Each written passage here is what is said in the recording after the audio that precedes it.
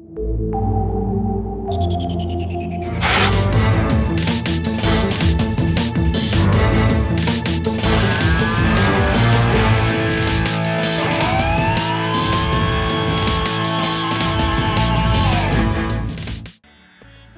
का सफ़र सुबह सिंध में जारी है। यहाँ प्रोग्राम शुरू करने से पहले एक बात बताना मैं ज़रूरी समझता हूँ कि सैकड़ों प्रोग्राम मैंने किए पाकिस्तान में उन लोगों के लिए जो कि महरूम तबका है, उन लोगों के लिए जो तालीम, सेहत, रोज़गार और ज़िंदगी की तमाम बुनियादी सहूलियात से बहुत दूर अपनी ज़िंदगियाँ गुजार रहे हैं। बहुत सारे लोगों का भला हुआ, बहुत सारे लोग रह भी गए।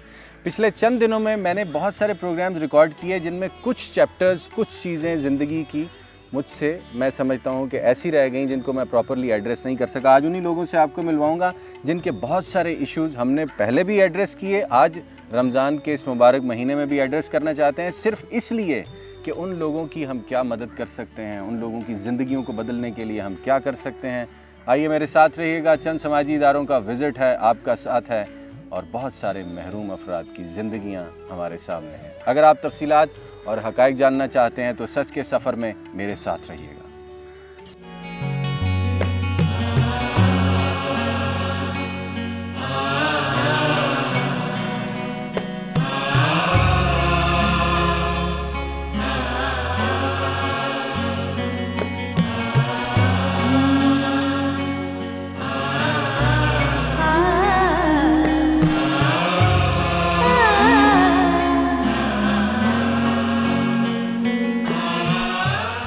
आज सच का सफ़र शुरू होता है नॉर्थ कराची से, जहां नफ्सियाती मरीज़ों का गर्ल्स हॉस्टल है जो बिल्किस सीधी ने तामीर करवाया है। यहां अम्मा फरीदा और डॉक्टर नसीम अतीक मेरी मेज़बान हैं, जिनके पास 1600 से ज़ायद लावारिस और नफ्सियाती मरीज़ ख़वातीन मौजूद हैं, जिनके कई मसाइल काबिल गौर हैं। घर से नाराज़गी के बाद आती हैं बीबियाँ या उनका इलाज नहीं करवा पाते हैं? इलाज भी नहीं करवाते हैं, नाराज़ होकर भी आ जाती हैं। घर वाले रखते भी नहीं हैं, तो घर वाले बोलते हैं कि हम लोग को ज़रूरत नहीं है, तुम लोग ले जाओ। एदी साहब को एदी साहब नहीं बोलते, अब्बू बोलते हैं। बिल्किस मम्मी को मम्मी बोलते हैं। जो आपके पास ख़वातीन आती हैं आमतौर पे बुरे हाल में हैं या? बुरे हाल में। अभी आप उधर डॉक्टर साहब की हिस्ट्री लिया, इतनी अच्छी लड़की है मगर नफ्सियाती, घर वाले छोड़ के गए। इनको घर वाले मारपीट भी करते हैं औरतों के साथ, जो बताती हैं आप? बता, घर वाले इसके लिए मारते हैं कि है ना, ये घर में तोड़ फोड़ करती है। हम लोग समझते हैं कि ये पूरा हमारा ख़ानदान ये है ना, हम लोग इसके लिए जो आप ज़िंदगी निकाल रहे हैं। मुल्क की आबादी में 52% औरतें बसती हैं, जिनमें से 33% ज़िंदगी भर बुनियादी हुकूक के लिए लड़ती रहती हैं। हर साल सिन्फ़ नाजुक पर होने वाले वाक़यात में से 64% तशद्दुद के केसेस बहुत सारी वजूहात की बिना पर मंजर आम पर ही नहीं आ पाते। कितनी ख़वातीन नफ्सियाती मरीज़ बन जाती हैं, इसका भी डाटा हमारे पास मौजूद नहीं। ये मुमताज़ बेगम हैं, नॉर्थ कराची के नफ्सियाती मरकज़ में ज़ेरे इलाज हैं, लेकिन दिमागी मसाइल बढ़ चुके हैं और अक्सर औक़ात ये ख़ातून किसी से भी बात नहीं कर पाती, लेकिन जितना कुछ भी बताती हैं जुल्म व सितम की दास्तान है। कोई कहता था घर में मुमताज़ पागल है? हाँ, कहते थे ये पागल है, मस्त मरीज है, इसको पागल खाना बंद कर दो। मुझे तो पागल नहीं लगती हो तुम। मैं तो सही है। तुम्हें लगता है तुम पागल हो? नहीं तो गोली खाती हूँ। इस शहर में तो बहुत सारे लोग गोली खाते हैं, जो बाहर आते हैं वो गोली खाता है, तो बाहर नहीं आने का मैं ये कह रहा हूँ। तो फिर इधर क्यों आ गई अब्दुल सितारी दी के पास? इधर मेरा भाई ने लेके आया। क्यों? कह रहा घर में मारेगी तेरे को, शौहर है, इधर ही रहा, इधर खा, इधर ही लो। अच्छा, शौहर है? जी शौहर है। यहाँ कैसे आई हो? बस शौहर ने मारा था। क्यों? इतनी अच्छी खुश अखलाक खातून, अक्सर ख़वातीन पे इल्ज़ाम होता है कि बदकलामी की वजह से पिटी हैं। बच्चा छीन लिए ना शौहर ने। ले, मारा भी, बच्चे भी छीन लिए? हाँ, शौहर से भी ऐसी हंस हंस की बातें करती थी जैसे मेरे साथ कर रही हो? नहीं। मारता क्यों था? मारता था, गलती करता था, काम नहीं करता था। तुम काम नहीं करती थी घर में? नहीं। तो फिर शादी क्यों की थी? मार मार के मेरी हड्डी भी तोड़ देता था, मेरा टांगा भी तोड़ देता था। टांगे तोड़ दी उससे मार मार? हाँ, 2 बार मेरे टांगा तोड़ दिए, तो मेरे माँ ने इलाज कराए। सच के सफ़र में मेरी अगली मुलाकात है राबिया अहमद से, जिनका हाल ही में आंखों का ऑपरेशन हुआ है, लेकिन नफ्सियाती मरीजों और लावारिसों के इस अस्पताल में ये मुआशरे के जुल्म की बदौलत जमा करवा दी गई हैं। बाकी कहानी बीबी की जुबानी। मेरी शादी नहीं हुई और मुझे फिट्स पड़ते हैं, फिट्स दौरे पड़ते हैं।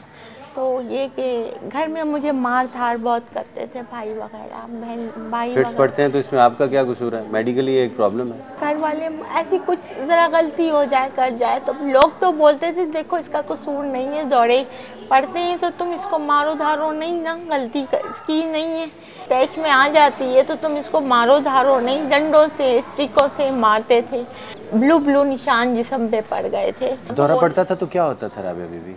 लाइक जो तोड़ फोड़ करती थी? होश नहीं होता था मुझे। मारते होंगे जब आप आउट ऑफ कंट्रोल होती होंगी, लेकिन अभी तो आप बड़ी नॉर्मल बात कर रही हैं। मैं कहती थी तुम लोग मुझसे ऐसी बदतमीजी क्यों करते हो? मेरे साथ मेरा कसूर नहीं है, कुछ नहीं है, तुम लोग मेरे साथ मुझे गुस्से में आके तुम लोग ऐसी बातें बोलती हो कि दफ़ा हो जा। मुझे कोई गोली भी खिलाई थी, उसमें बेहोश कर दिया और मुझे यहाँ लाके भाई भाभी ने छोड़ दिया।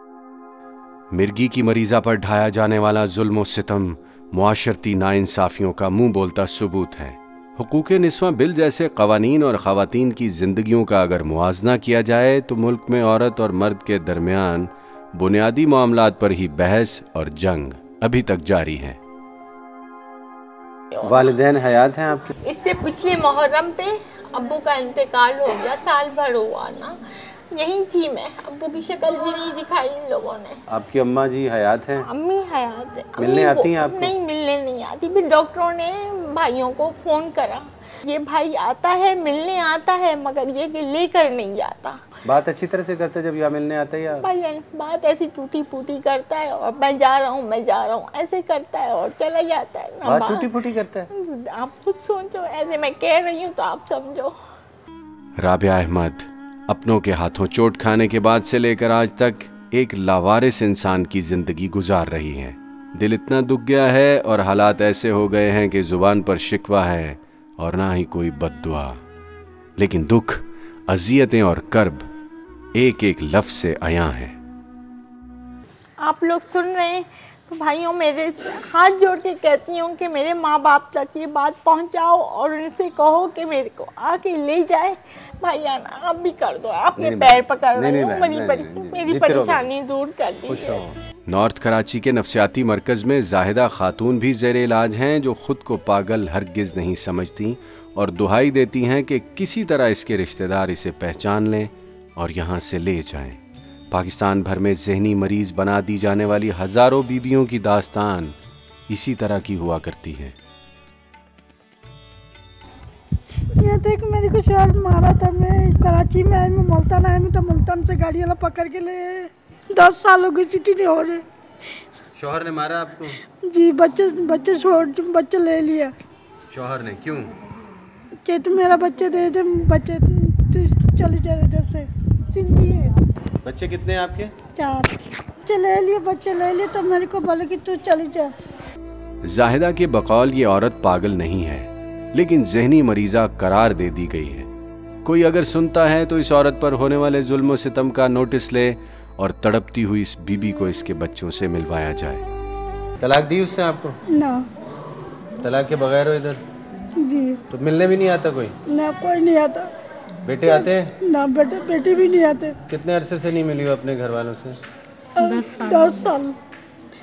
अभी क्या चाहती हो बेटा? छुट्टी चाहती हूँ।